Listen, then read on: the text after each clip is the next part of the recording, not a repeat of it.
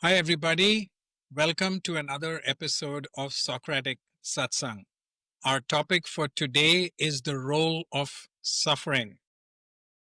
Undergoing pain or distress is called suffering. It can be physical, mental, emotional, or even spiritual. Where there is life, there will be suffering. It's not fun. None of us enjoy it, but suffering can have its benefits. They say one who climbs mountains builds muscles. Suffering can build resilience and tolerance.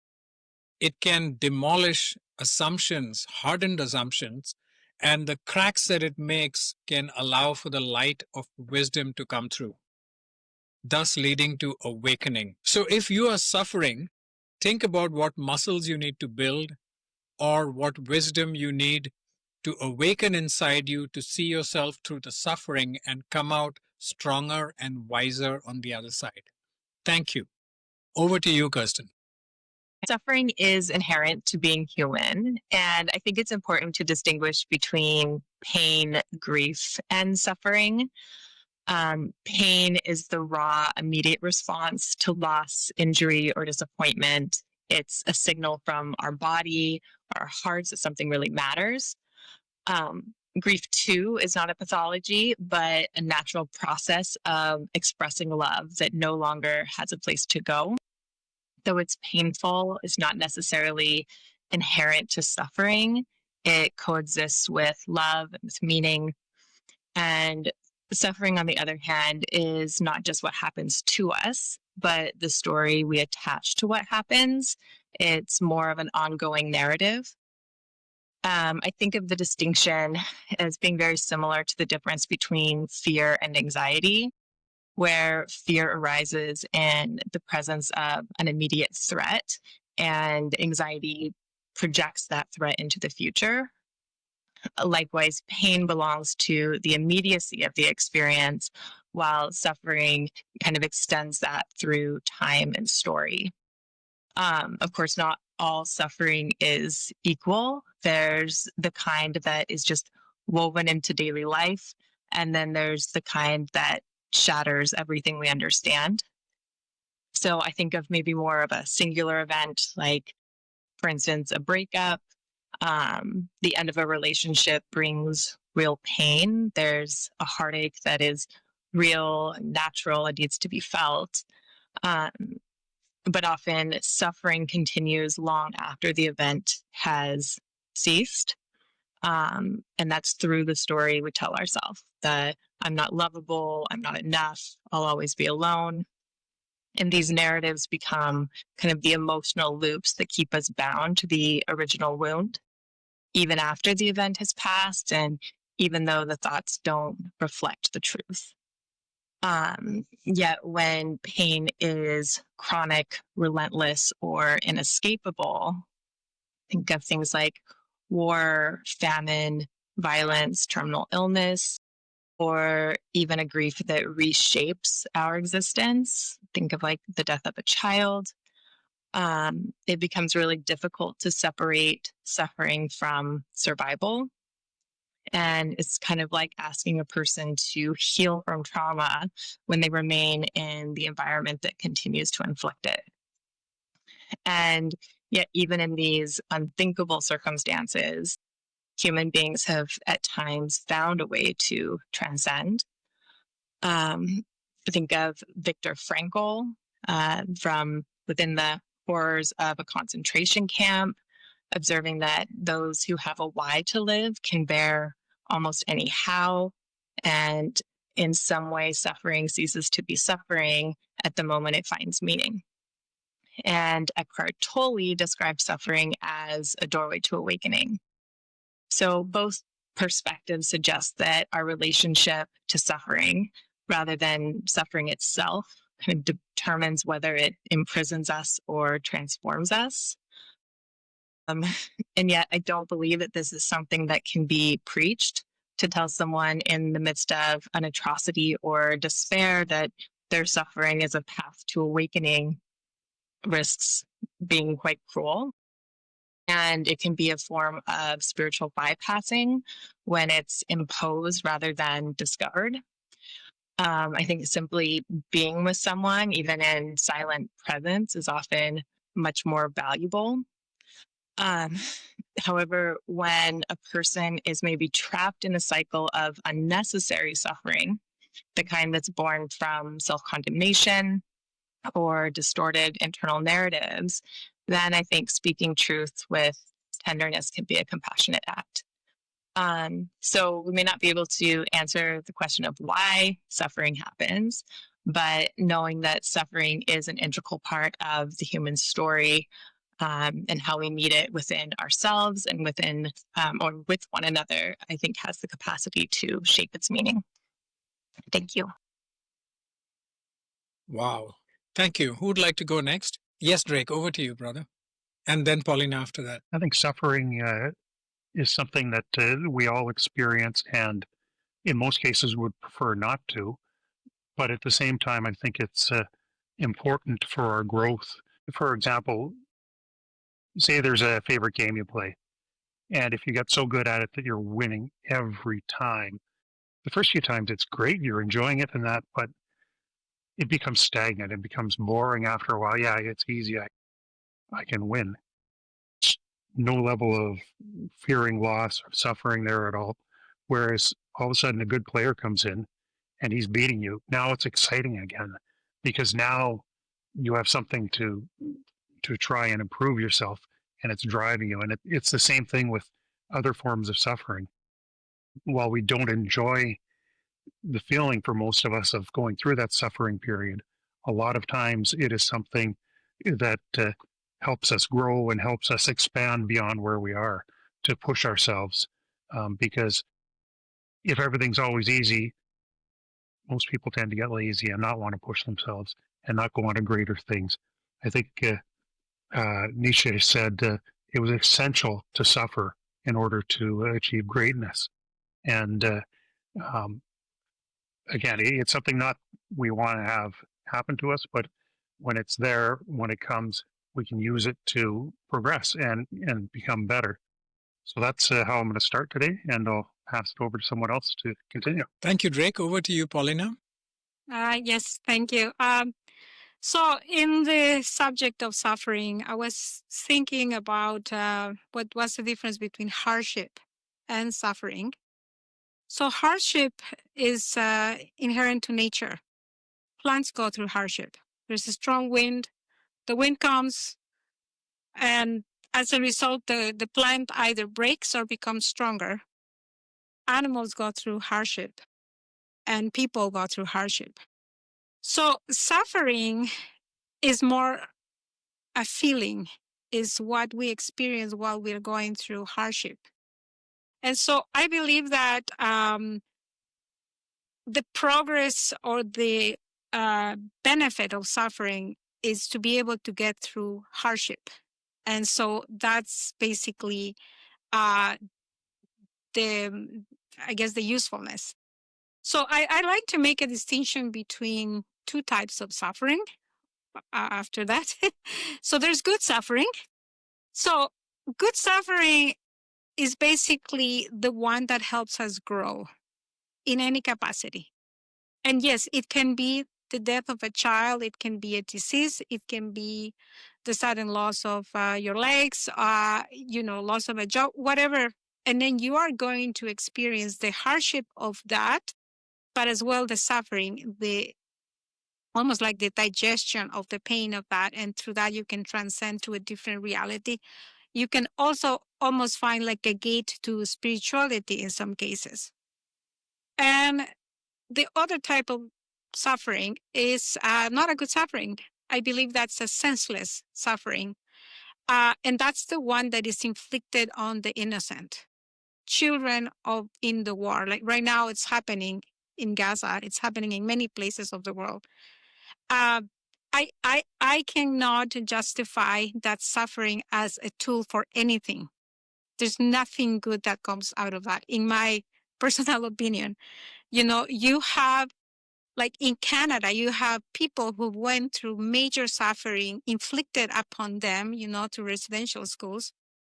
And what came out of that is not good. You have a lot of intergenerational trauma. You have a lot of problems that come out of that. There's no benefit to any of those people. There's no benefit to the children inward. And I'm going to go through another layer of that suffering. I think it expands to any person or any being, animals, who go through suffering and they didn't choose or needed to be there.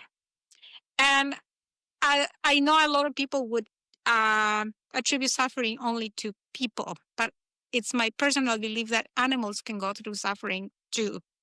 You know, it's different to have, a natural death, and that will happen to all of us if you're hunted or whatever. But if you live in a cage and you are hurt and if you are beaten, psychology of that individual becomes affected, suffering in a suffering way that is almost impossible to fix. I have a dog from Iran that came from an incredibly brutalized environment. Somebody cut his ears, broke all his bones. The dog went through major, major suffering. So that dog today, he's been with us for 11 years, and that dog is still suffering. So I don't think suffering is a human condition. If you're sentient, you can have it. And then there's this suffering that is, to me, senseless. And I struggle to comprehend how we can call it or make it good, because sometimes we just think of suffering as something that helps us move on to that. So the last thing I want to say is that collectively, sometimes suffering is good. And I'm not saying good for the individuals of war, genocides. Occasionally, that kind of a suffering, like, with what happened with the Jewish people in the concentration camps. Out of that, we developed the United Nations and a lot of, human rights, and a lot of good stuff came out of that. But the people that went through that, they themselves did not see any benefit. I don't think so. So I guess the last thing I want to say is just, it's not a quote because I don't have it in front of me, but I know that Gandhi used to say that a nation and a nation's progress and a nation's quality or the group of people by how they treat their animals and the defenseless, and not cause brutal, senseless suffering. Thank you. Thank you. Who would like to go next? Yes, Tulip. So speaking of suffering as a threshold, the outcome makes us humble, resilient, and compassionate. We all suffer in some way or another. I believe we've got to choose our suffering. And how we react to the situation is more important, staying composed, dignified, and not putting our anxiety on others. I think that's very important. And on a lighter note, I can say that on a lighter note, but at the same time, this is a very important part in all our lives. Talking about diet, I feel like, you want to have that extra piece of cake, and then you're suffering because you want to have that cake. So you got to decide that all night you're going to be dreaming about it. So that's suffering. But do you want to wake up the next morning and suffer because you've had it, or say, thank God I went through that suffering by not having it? So I guess it's about thinking about the larger picture, the willpower and patience. So I use this philosophy very often when I'm like dying to eat something which is not probably good. And if we speak about trauma and traumatic happenings and sufferings, these are transient, and life definitely, and I hope, shows a better tomorrow. Yeah. Thank you. That was brilliant, the cake one. I think we've all gone through it at some point. I Who'd like to go next? I can add a point here, since we're talking about the role of suffering. Suffering is also a card, like a card used by narcissists. When they want to pull someone back into their control, they tend to uh, pretend or state that they're in a condition of suffering, that they're suffering through something, so it's hard for you to let them go. So it's something you should look out for. If you know someone who's always crying and suffering over through something, then maybe they're just trying to hold you on a leash. Yeah. Thank you. Yes, Drake. One of the things with suffering that can be positive is it seems to really enhance creativity. There's so many people um, in so many different creative fields that have created their best work because of or during their suffering. Um, People like Vincent van Gogh had mental illness, possibly bipolar disorders, and he created amazing art. Edward Munch, who did The Scream, and that was supposed to have anxiety, depression, and possibly other mental illnesses. Um, there's quite a number. Michelangelo had physical pain in his hands and probably osteoarthritis. It sounds like, and so there was a lot of suffering with them. People like Robin Williams. It's very common with comics that they're super funny in that, but they're hiding what's inside them, the suffering and pain they're going through, and ultimately we know what happened with Robin Williams and so many people that are suffering, and they're very creative, or they can be, but often that hides the depth of their suffering in that. And while on the outside we might see all the happy, the joking Robin Williams, or the beautiful things that Van Gogh did, um, we don't know the depth of the suffering and what it does. So it's almost like it's a double-edged sword. It helps them create these beautiful things, whether it's music, painting, art of any type, but at the same time, it's destroying them, eating away at them, and it's left us with their gift. So yeah, this is something that's, I think, a constant battle, and unfortunately, it brings out the best, but it is horrible for the person going through it. Thank you, Drake. That was beautiful. They say beauty is pain. And the cycle goes that complacency, stagnation leads to failure, disaster, humiliation, which leads to suffering, which further leads to introspection, awareness, growth, and that leads to success. And one grows beyond. So they say beauty is pain. Thank you. Yes, Paulina. So one of the things about suffering, at least when it comes to humans, I have always found that suffering is a uniting force in two ways. The person who doesn't suffer cannot be empathetic. It is only through our own suffering that we can see the pain in others. And that's why suffering makes us spiritually connected to all of us, And so to me, that's a uniting a force, but also in a collective form, in a wider form, we can empathize in a much bigger way. Or when we have a common, I'm going to say common enemy, like, when we got COVID, we were all suffering in a similar way worldwide, but we were actually united at the same time. So suffering has that component. I believe that suffering is possibly the best spiritual tool that we have, even more than prayer, even more than anything. The person who suffers most of the time ends up connecting to the spiritual. Thank you, Paulina. Over to you, Tulip. Paulina, when you mentioned about everyone uniting because they were suffering, I believe it's because everyone probably thought they were going to die. So then they had no choice but to forget all the bad things and all the enmity and say, okay, forgive everyone. Everyone's great. We're going to die. Yeah. Thank you. Who'd like to go next? I'm not, I do agree that if you've suffered, you know what it's like. But then doctor doesn't have to be the healthiest person in the room. The best critics don't have to be artists themselves. So I'm not sure if you have to go through suffering to have empathy. Some people have empathy, some just don't. Maybe those who don't get empathy after they've suffered. It So humbles you. Yeah. I'm on the fence with that one. Mhm. I Yes, have an Paulina. answer for that.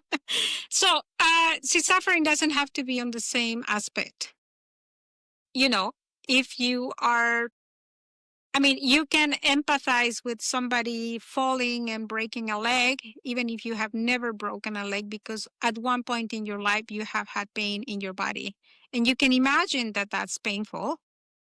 But, there are times that, I go through this exercise sometimes, with trying to find help for my daughter. Sometimes I want to find specific kind of help, and I'm trying to get that type of help. And it's really difficult to explain it to people who either don't deal with the problem or have never encountered it, because they have never encountered. So if I'm talking with a mother or somebody who has, the same condition as my daughter, they will get it right away. But so it doesn't have to be the exact same suffering. It's just what it is. Got it. Thank you. That helps. Tulip, over to you. Yeah, what came to me is that I think probably it also could be partly cultural, or the kind of lifestyle you follow, or what's the word? Yeah, it could be cultural. It could be something that you're used to doing, and then for you it's not suffering, but for someone else it could, be the other way around. Thank you, Drake. I agree completely with Tulip there.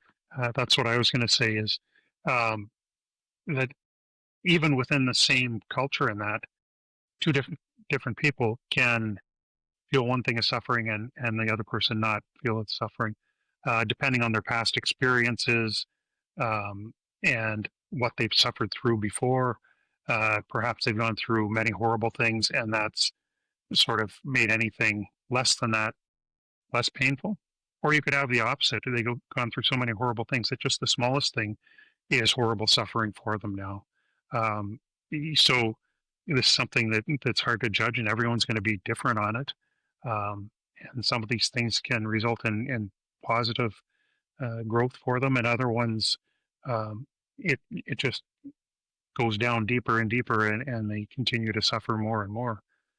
It's like a spiral they can't get out of. Thank you. I also agree with Tulip. I think you made a valid point. It reminds me of a discussion that happened several years ago between women of the West and women from a Middle Eastern country. And the women from the West looked at the women from the Middle Eastern country and they said, "You have no freedom. You have to sit at home. It's terrible. You're oppressed." And the women from the Middle East looked at the women from the West and said, "You are really suffering because you have to go to work, you have to earn your place, and you have to do everything yourself. It's terrible. You don't get men to do anything for you." So both sides thought the other was suffering. I Then I also wonder, another thing is, I'm asking y'all what y'all think. When you, let's say that, you share something and you feel that you can share this your suffering, versus you cannot share it or you're dismissed, then how does that go, like, how does it affect you? Do you like forget about it and you think, oh, it's normal, so you're supposed to follow the norm, or you're oppressing it somewhere and it will come in some forms? It makes complete sense to me, being an undiagnosed autistic almost all my life till the age of 52. So I would face issues that nobody else would understand. And I'd have difficulty even expressing what I faced because I myself couldn't put it in proper words or understand it. And people around me couldn't make sense of what I was facing because it would be like, "What are you talking about?" So yeah, it was complicated and it led to some severe masking through my life.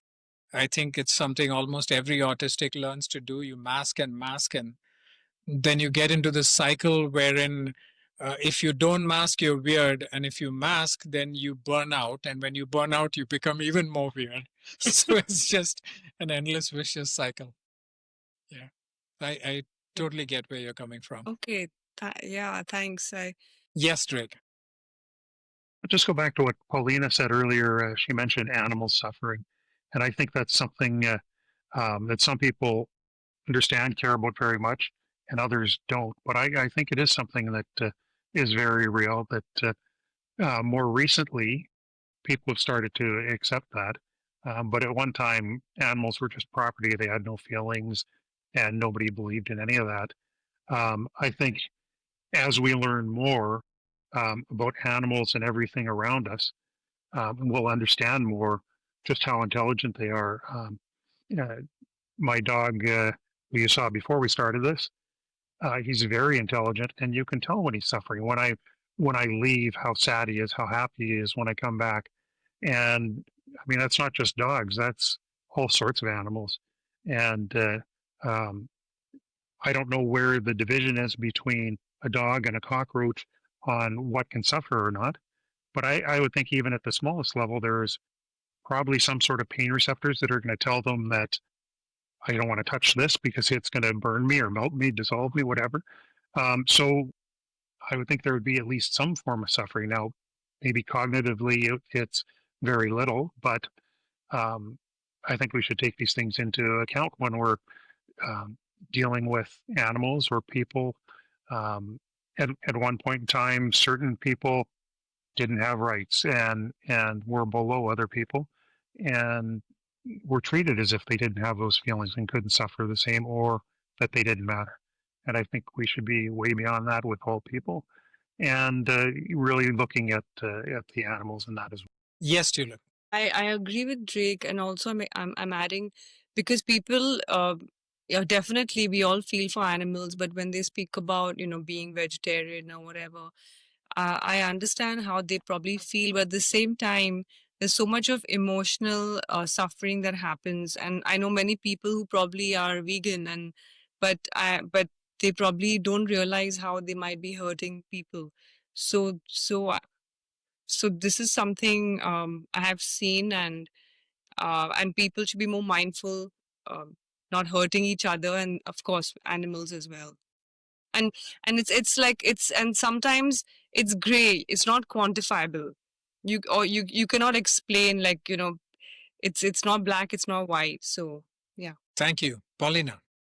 Okay, so ever since I was a very young person, I had this weird, much better connection with animals than I ever had with people. I think today I still do.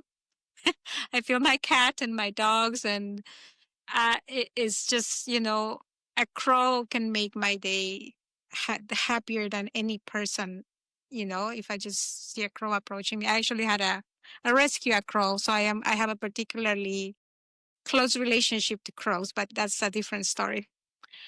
I just wanted to make a distinction between suffering and pain, because pain is inevitable. And I tried most of my life to be a vegan because I didn't want to hurt animals. And I got really sick. So now I have to eat meat because my body is suffering. So I understand the physiology, and we need some of that. We are animals. We are not separate from nature. I 100%, if I could, I swear to God, I would be 100% vegan. I try my best. I'm not. But I have a problem with causing suffering. So causing as little pain when you sacrifice an animal is not the same as caging an animal inhumanely, beating them up. I don't know if you guys, this is kind of extreme, but, bullfighting, I was involved in a group trying to abolish bullfighting because bulls are put in a dark room for 3 days without water, and they're kicked in their kidneys and the top, so that when they open this gates, they have a bright light, so they cannot see anything. So they're really disoriented, and they have this person with, a little thing. So they're confused and they're thirsty like heck because they haven't been fed, or, So that's what I'm talking about. We cause senseless suffering that is not, it doesn't do anything for anything. Now, having an animal raised with, as an animal would be having the best of its life, pastures and happiness as an animal, not putting them dresses and making them look like princesses, whatever. But anyway, that's a different conversation. But I believe if you give quality, I don't have too much trouble with a humane way of ending their life, because we are at the end of, at the top of that. And so I just wanted to, I don't know, it became a different conversation. I apologize if I took it the other way, but I just wanted to make that distinction too. That was beautifully said, Paulina, and I agree with you. I mean, what you described about bulls, that's just cruelty. Over to you, Drake. First, I'll just respond to the last part, which was, or most of it, was about the treatment of animals and that. And I've got no problem either that we eat them in that, and agree completely that it should just be done in a humane way. They should be treated in a humane way as possible, right up to the very end. But the other point I was going to make was just I had heard recently, I guess earlier this year, Mexico City actually banned bullfighting. So I thought that was quite progressive. I was surprised to hear it because I know how big it is in the culture down there. But I thought that was a positive thing and wanted to make sure that got added in here. Thank you. That's amazing to know. In fact, I think it was the beginning of this episode or before we started that Tulip mentioned there's a new law in BC that you cannot leave your pets alone for more than 4 or 6 hours. If that's true, that's beautiful.